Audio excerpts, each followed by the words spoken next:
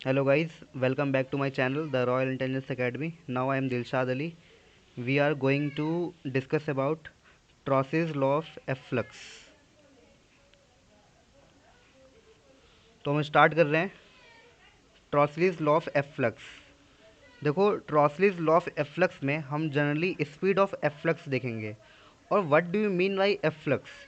Efflux का मतलब होता है कि किसी एक पर्टिकुलर पॉइंट से या पर्टिकुलर होल से, है ना, किसी चीज़ का फ्लो आउट हो जाना एट अ सर्टन स्पीड। ठीक है ना, डैट इज एफ्लक्स। ठीक है ना, एफ्लक्स का मतलब तुमको समझ में आ गया होगा। तो अब हमने किया क्या है, यहाँ पे एक सिलेंडर लिया हम लोगों ने, एक चैम्बर ले लिया है जिसमें हमने फ्लूइड फिल्ड कर दिया है, वाटर फिल्ड कर दिया है at a certain height y2। ठीक है, और यहाँ पर इससे h हाइट पर एक होल किया हम लोगों ने छोटा सा, जिसका एरिया a1 है। और यहाँ से v1 स्पीड से फ्लूइड हमारा क्या हो रहा है, बाहर की तरफ फ्लो आउट हो रहा है। That is speed of efflux. और यहाँ पे जो प्रेशर बन रहा है हमारे पास, वो एटमॉस्फेरिक प्रेशर होगा क्योंकि ये चीज़ खुला हुआ है। और अगर ये चैम्बर बंद है ऊपर से, ठीक है ना, तो यहाँ पर जो प्रेशर लग रहा है, मैं कह सकता हूँ P2 या P लग रहा है मेरा फ्लूइड पर। और इसी प्रेशर के कारण ये फ्लूइड नीचे की तरफ फ्लो होगा और फिर यहाँ से धीरे धीरे फ्लूइड बाहर निकलता जाएगा। अगर ये छेद बंद कर दूँ तो फ्लो नहीं होगा, है ना। अगर ये छेद खुला रहेगा, होल खुला रहेगा, तभी ये फ्लो हो पाएगा। ओके, तो हमें यही चीज़ आज निकालनी है कि जो स्पीड है ये कितनी होगी, इस स्पीड की वैल्यू कैलकुलेट करनी है। तो ये वैल्यू कैलकुलेट करके बताया था ट्रॉसलीज ने। ठीक है, तो अब ट्रॉसलीज लॉ का जो एम है वो तुम्हें पता चल चुका होगा क्या है नहीं है। तो हमने ये जो चैम्बर है इसका एरिया मान लिया है A2, और यहाँ पे जो फ्लूइड की वेलोसिटी होगा उसको मान लेंगे V2। और ये जो होल क्या है इसका एरिया हमने मान लिया A1, और यहाँ पे जो वेलोसिटी है उसको हमने मान लिया है V1। ठीक है, तो डायग्राम समझने में कोई दिक्कत हुई तो मैं ये बताओ। और ये जो होल है इसकी बॉटम से जो हाइट है वो क्या है, y1 मान लिया है मैंने। तो ये सब चीज़ मैंने कंसीडर किया है।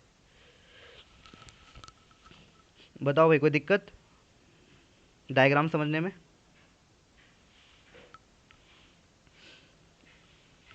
नहीं ना। अब देखो, सुनो मेरी बात। अब क्योंकि मैंने भी तुम्हें बताया थोड़ी देर पहले कि ये होल करने से क्या होगा, पानी बाहर निकलेगा और ये जो फ्लूइड है V2 वेलोसिटी से नीचे की तरफ आएगा। बट अब ये V2 वेलोसिटी जो आ रहा है वो क्या होगा, हमें ये देखना पड़ेगा। तो हमने पढ़ा था इक्वेशन ऑफ कंटिन्यूटी, ठीक है ना, याद होगा तुम लोग को इक्वेशन ऑफ कंटिन्यूटी। तो अकॉर्डिंग टू, हाँ, according to equation of continuity, continuity equation of continuity कहता है A V equal to constant. It means A1 V1 is equal to A2 V2। ये कहता है हमारा। अगर ये होता है तो यहाँ से V2 क्या आएगा, A2 को नीचे उतार दो, तो V2 इजकल टू हमारे पास आ जाएगा A1/A2 इंटू V1। मतलब इस वेलोसिटी से ये फ्लूइड जो तुम्हें दिख रहा होगा फिगर में, ये नीचे की तरफ फ्लो करेगा। ठीक है मोना, बात समझ आ गया तुम्हें ये? मोना, हाँ देखो, इक्वेशन ऑफ कंटिन्यूटी तुमको मालूम है A1 V1 equal to A2 V2 होता है। अगर ये होता है तो अगर मुझे V2 निकालना है तो इस A2 को क्या करूँगा, मैं नीचे भेज दूंगा उधर, तो मेरा V2 निकल जाएगा। तो इस वेलोसिटी से ये फ्लूइड क्या होगा, नीचे की तरफ फ्लो होगा। बट इन केस अगर ये एरिया A2 अगर बहुत ज़्यादा बड़ा हो जाए, एज अगर मेरा A2 as compare to A1 बहुत ज़्यादा बड़ा हो जाए, तो ये फ्लूइड फ्लो तो होगा नीचे की तरफ, बट मुझे लगेगा देखने में कि कुछ हो ही नहीं रहा है फ्लो, है ना। हल्का सा लीकेज जब होता है हमारे बाल्टी वगैरह में, तो पानी तो निकलता रहता है लेकिन हमें फील नहीं होता है, लेकिन हम 5-6 घंटे बाद देखते हैं तब पता चल गया ओ पानी कम हो गया है। तो ऐसा क्यों हुआ? क्योंकि हमारा जो एरिया था, है ना, जिस चीज़ में हमने पानी फिल्ड कर रखा था उसका एरिया बहुत ज़्यादा बड़ा था as compare to the hole. इसलिए ये वेलोसिटी हमें क्या दिखाई दे रही थी, लगभग जीरो के बराबर। तो इस केस में अगर एरिया बहुत ज़्यादा बड़ा हो जाता है तो V2 अप्रॉक्सीमेटली क्या हो जाता है, 0। ठीक है, इतनी बात समझ आ गई तुम लोग को?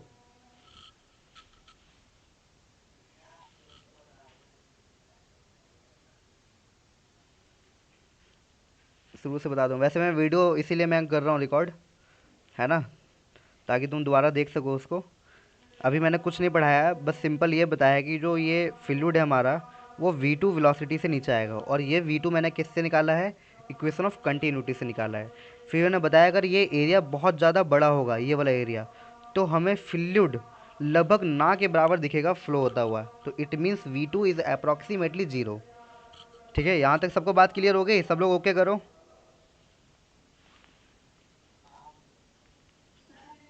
ठीक है, अब हम अप्लाई कर देंगे बर्नौलिस थ्योरम। ठीक है, बर्नौलिस थ्योरम अप्लाई करेंगे। बर्नौलिस थ्योरम तुमने देख ही लिया होगा। बर्नौलिस थ्योरम कह रहा था P plus half rho V square plus rho G H is equal to constant होता है। तो अकॉर्डिंग टू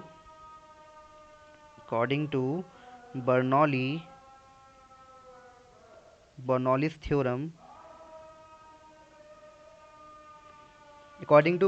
थ्योरम, बर्नौली कह रहा था P1 plus half rho V1 square plus rho G H1 is equal to 1/2, sorry P2 आ गया ना पहले, P2 plus half rho V2 square plus rho जी H2, है ना। अभी ड्राइव करके आए हम लोग थोड़ी देर पहले, और जिसने नहीं देखा है वीडियो, है ना, ऊपर आई बटन में तुम्हें दिख रहा होगा लिंक, जाकर के देख लेना। ओके, तो अब क्या करना है, हमें कुछ चीज़ें यहाँ पे मेंशन करनी पड़ेगी जो डायग्राम में गिवन है हम लोग को।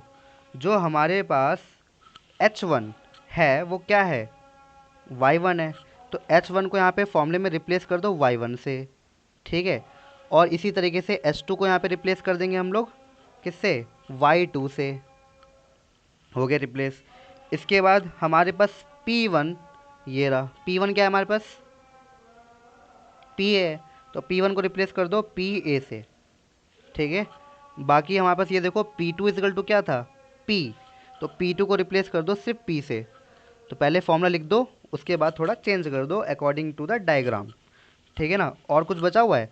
अच्छा, मैंने बताया कि ये एरिया अगर बहुत ज़्यादा होगा तो वेलोसिटी V2 क्या होगा, 0। अगर ये V2 0 हो गया तो ये पूरा टर्म क्या हो जाएगा, 0।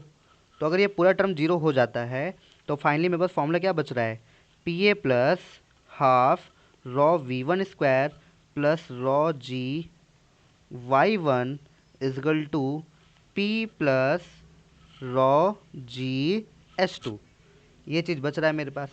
अब एक काम करो कि रॉ जी Y1 और रॉ जी Y2, इन सबको एक साथ ले लो। इट मीन्स सिर्फ इसको यहाँ छोड़ दो।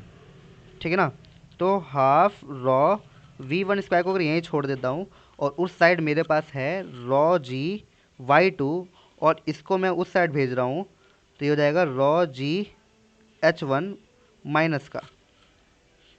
ठीक है ना, तो H1 हमारा क्या था, Y1 था ना। ठीक है, अब इतनी बातें हो गई, और क्या भेज रहा हूँ देखो, इस साइड हमारे पास P था प्लस में, और ये PA को भी उस साइड भेज दिया था मैंने, तो ये हो गया था माइनस PA। तो फाइनली मैंने इस वाले टर्म को सिर्फ यहाँ रखा, और बाकी सारे टर्म को मैं RHS में भेज चुका हूँ, राइट हैंड साइड भेज चुका हूँ। ठीक है ना, अब थोड़ा इसको सिंप्लीफाइड कर लेते हैं हम लोग। मुझे क्या निकालना है, मुझे V1 निकालना है। तो लेट कर लो कि Y2 माइनस Y1, ये आपके पास क्या है, H। और लेट क्या करना है, डायग्राम में तो दिख रहा होगा तुम्हें, ये देखो डायग्राम में दिख रहा होगा तुम्हें, ये पूरा Y2 है। इस Y2 में से अगर मैं ये Y1 हटा दूं तो ये H ही तो बचेगा मेरे पास, है ना। तो Y2 माइनस Y1 को मैं क्या मान ले रहा हूँ, H मान ले रहा हूँ। ठीक है, तो अगर Y2 माइनस Y1 को अगर H मान लेता हूँ और कॉमन ले लेता हूँ पहले, तो ऊपर वाले इक्वेशन, इस इक्वेशन को यहाँ देखो, half rho V1 square is equal to rho G, अगर इनमें से कॉमन ले लेता हूँ तो रॉ जी कॉमन लेने पे क्या बचेगा हमारे पास, Y2 माइनस Y1 इसको हमने मानना है एच। तो अगर एच मान लेंगे तो क्या बचेगा, rho V one square is equal to, हाँ sorry, half rho V one square is equal to rho G H plus P minus P A, है ना। इतनी बात समझ में आ गई तुम लोग को। अब वी वन आराम से निकलने वाला है। अब टू को उधर भेज दो, रॉ को नीचे भेज दो, तो भेज दो, तो वी वन स्क्वायर क्या आ जाएगा, थोड़ा ऊपर कर लेते हैं, रॉ जी एच इधर टू भेज दिया प्लस इधर भी टू भेज दिया, पी माइनस पी ए, और रॉ को भी नीचे भेज चुका हूँ, रॉ रॉ ये कट गया। अब वी वन से स्क्वायर हटा के उधर ले जाओ, रूट आ जाएगा। तो फाइनली वी वन मेरा आ रहा है अंडर रूट, इधर क्या बचा, टू जी और एच, रॉ से रॉ कैंसिल हो चुका है, इधर क्या बच गया, two P minus P A upon rho. तो दिस इज द वेलोसिटी, है ना, by which this fluid flows out from this hole. तो फाइनली हम लोगों ने वेलोसिटी क्या कर लिया, गेट कर लिया है। ठीक है, फिर इसमें कुछ स्पेशल केसेस आते हैं। स्पेशल केसेस, स्पेशल केस में है कि अगर वैन, अगर P बहुत ज़्यादा बड़ा हो जाए PA से, तो देखो P कहाँ पर है, ऊपर टॉप पे, ये अगर ये वाला P बहुत ज़्यादा हो जाए एटमॉस्फेरिक से, तो जो ये जो टर्म आ रहा है ना फॉर्मूले में 2GH, ये that will be ignored, ignore हो जाता है ये, है ना। So term 2GH may be ignored, may be ignored. अगर मैं इग्नोर कर देता हूँ तो इस V1 का जो फॉर्मूला है वो सिर्फ इतना ही बच जाएगा इग्नोर करने पर। तो क्या बच जाएगा, V1 equal to under root two P minus P A equal to, sorry, upon rho, ये बच जाएगा। तो 2GH इग्नोर्ड इसलिए हो गया क्योंकि जो ग्रेविटी का जो इफेक्ट था वो लगभग नेगलेक्ट था, इसलिए 2GH क्या हो गया, नेगलेक्ट हो गया पूरी तरीके से। बाकी रिजल्टेंट फॉर्मूला आपका ये बच गया। फिर इसमें आता है केस टू। केस टू भी आसान है। अभी तुम देख रहे होगे ये जो ऊपर जो है वेसल, ये क्लोज है, अगर इसको ओपन कर दिया जाए, खोल दिया जाए, है ना, तो फिर ये जो पी है ये क्या बन जाएगा, पी ए, एटमॉस्फेरिक प्रेशर बन जाएगा। तो यहाँ पे क्या हो जाएगा, पी पी ए के बराबर हो जाएगा। अगर बराबर होता है तो हमारा वेलोसिटी वी वन क्या आएगा। तो केस टू हमारे पास कह रहा है कि when the tank is open, is open to the atmosphere, to the atmosphere, अगर हो जाता है तो हमारा P equal to P A होता है। अगर P equal to P A, तो इस फॉर्मूले में तुम देख सकते हो, इस वाले फॉर्मूले में अगर यहाँ पे P के जगह पर मैं पी ए रख दूंगा तो P A minus P A cancel हो जाएगा, और फिर ये पूरा टर्म क्या हो जाएगा, जीरो, है ना, जीरो हो जाएगा ना। और अगर जीरो हो जाएगा तो सिर्फ वी वन इजकल टू क्या बचेगा, अंडर रूट 2GH बचेगा। बस यही है हमारा वेलोसिटी अगर टैंक ओपन कर दिया जाए तो। सो फाइनली V1 क्या आ जाएगा, अंडर रूट 2GH, ये चीज़ आ जाएगा। और यहीं पर ट्रॉसलीज लॉ ख़त्म हो जाता है। तो ट्रॉसलीज ने बता दिया था कि जो होल है वहाँ से जो स्पीड होगी वो क्या हो सकती है। तो फाइनली हम लोगों ने इस V1 को गेट कर लिया फ्रॉम टू डिफरेंट केसेस। ठीक है ना, तो ये तुम्हारा हो चुका है कंप्लीट।